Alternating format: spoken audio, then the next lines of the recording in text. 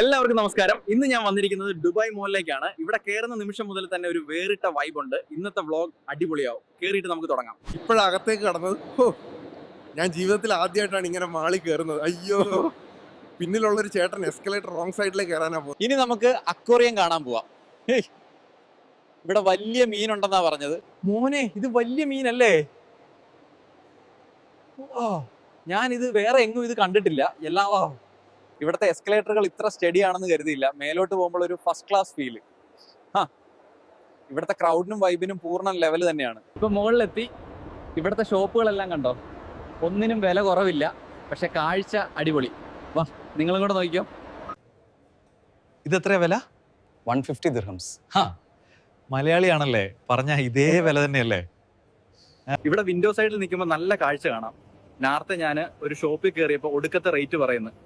അയാൾ ഞെട്ടി, ഞാൻ മലയാളിയാന്ന് അറിഞ്ഞപ്പോ. ഗായ്സ്, ഈ ലിഫ്റ്റ് നല്ല സ്മൂത്ത് ആണ്. ഇതിൽ കയറുമ്പോൾ തന്നെ കുറെ കാഴ്ചകൾ കാണാം.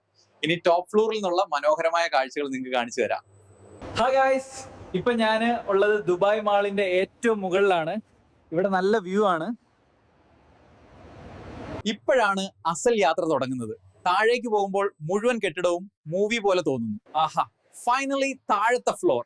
ഗായ്സ്, അപ്പോൾ ഇതാണ് നമ്മളുടെ ദുബായ് മോൾ വ്ളോഗ്. ഞാൻ ഇങ്ങനെയുള്ള കാര്യങ്ങൾ ലൈഫിൽ ആദ്യമായിട്ടാണ് കാണുന്നത്. ഇതൊന്നും മൈൻഡ് ബ്ലോയിങ് അനുഭവമായിരുന്നു. അപ്പോൾ ഗായ്സ്, വീഡിയോ നിങ്ങൾക്ക് ഇഷ്ടമെങ്കിൽ ലൈക്ക് ചെയ്യാനും ചാനൽ സബ്സ്ക്രൈബ് ചെയ്യാനും മറക്കല്ലേ.